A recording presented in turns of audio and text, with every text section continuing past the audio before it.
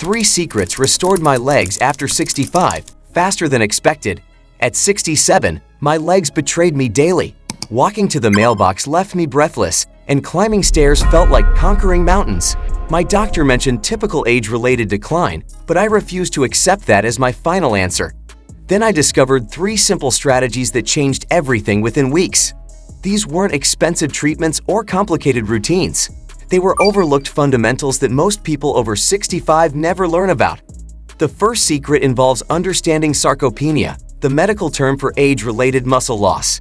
After 30, we lose 3 to 8% of muscle mass per decade, according to Harvard Medical School research. This loss accelerates after 65, particularly in leg muscles that support our daily mobility. My physical therapist revealed that leg muscles respond differently than other muscle groups. They contain more fast twitch fibers, which decline rapidly without proper stimulation. The key is knowing how to activate these fibers through specific nutritional and movement strategies. Secret number 1 changed my morning routine completely.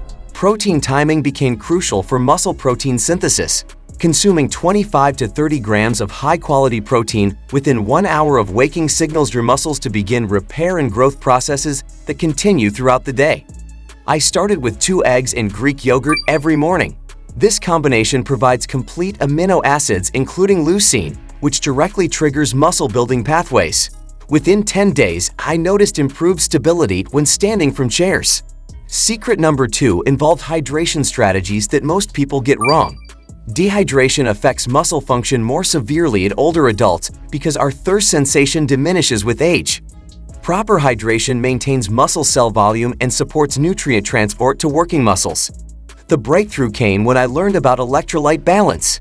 Adding a pinch of sea salt to my morning water improved muscle contraction efficiency. Potassium-rich foods like bananas complemented this approach by supporting nerve signal transmission to leg muscles. Secret number 3 transformed my understanding of movement patterns. Gentle resistance training doesn't require gym equipment or intense workouts. Simple bodyweight exercises performed consistently activate muscle fibers more effectively than sporadic intense sessions. Wall push-ups became my gateway exercise. Standing arm's length from a wall, I performed 10 push-ups against the wall surface.